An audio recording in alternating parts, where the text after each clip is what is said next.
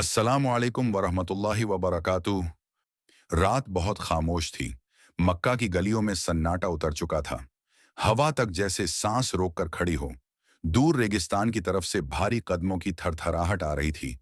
ऐसी आवाजें जो दिल को दहला दें। जमीन कांप रही थी।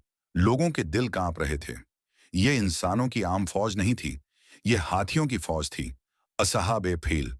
उन हाथियों की आंखों में अजीब सी वहशत थी। उनकी सूंडें हवा में लहराती, दांत चांदनी में चमकते। सिपाही हथियार थामे, घमंड से भरे हुए। उनके सरदार अब्रहा के चेहरे पर जीत की मुस्कान थी। ऐसी मुस्कान जिसमें जुल्म की बदबू होती है। वह सोच रहा था कि आज अल्लाह के घर को मिटा देगा। आज लोगों की आस्था को कुचल देगा। मक्का के लोग बेबस थे। कोई तलवार उठाने वाला नहीं था। कोई कीला नहीं था। बस दिलों में एक ही बात गूंज रही थी। काबा का मालिक अल्लाह है। वही हिफाजत करेगा। लोग पहाड़ों की तरफ चले गए और शहर शहर एक डरावनी खामोशी में डूब गया। सुबह की पहली रोशनी फूटी। अब्राहा ने हुक्म दिया, हाथी को आगे बढ़ाओ। सबसे बड़ा हाथी आगे लाया गया। उसे काबा की तरफ मोड़ा गया। सिपाहियों ने चिल्लाकर उसे चलाने की कोशिश की, लेकिन हैरत, हाथी रुक गया। जैसे किसी अनदेखी ताकत ने उसके कदम जकड़ लिए हों। उसे मारा गया, डराया गया। वह वहीं बैठ गया। जब उसका मुंह पीछे की तरफ किया गया, वह दौड़ पड़ा। हवा में बेचैनी फैल गई। सिपाहियों के चेहरों से रंग उड़ने लगे। और तभी आसमान बदलने लगा। नीला आसमान अचानक स्याह पड़ गया, जैसे किसी ने पर्दा खींच दिया हो। पंखों की फड़फड़ाहट, पहले धीमी, फिर तेज, फिर कान फाड़ देने वाली। सैनिक ऊपर देखने लगे। उनकी आंखें फैल गईं। दिल धक से रह गया। छोटी छोटी चिड़ियां, मगर उनकी संख्या बेहिसाब। झुंड के झुंड, कतार पर कतार। हर अबाबील की चोंच में और पंजों में छोटे छोटे कंकर, सिज्जील के पत्थर। हवा में एक अजीब सिहरन दौड़ गई। ऐसा लगा जैसे आसमान ने अपना फैसला सुना दिया हो। अल्लाह का हुक्म हुआ और कंकर बरसने लगे। पहला पत्थर गिरा और चीख गूंज उठी। दूसरा गिरा। एक सिपाही वहीं पिघल सा गया। पत्थर छोटे थे, मगर असर आग से भी ज्यादा। जिस पर पड़ते उसका बदन छलनी हो जाता।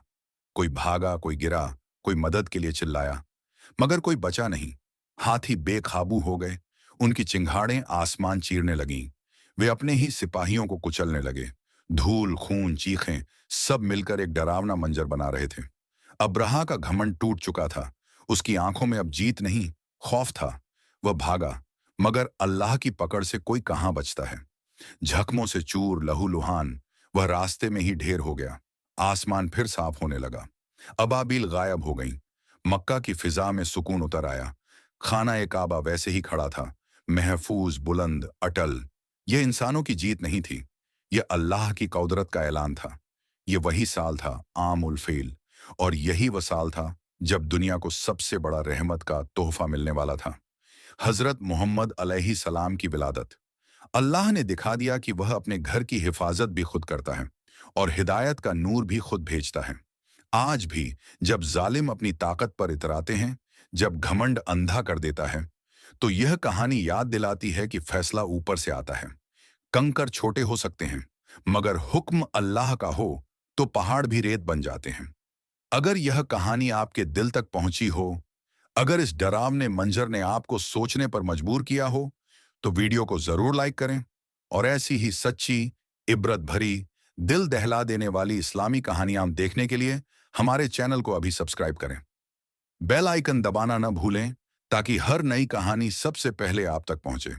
अच्छी कहानी, सच्ची कहानी और ईमान को जगाने वाली कहानी देखने के लिए हमारे चैनल को सब्सक्राइब जरूर करें।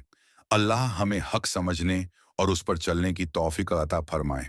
आमीन।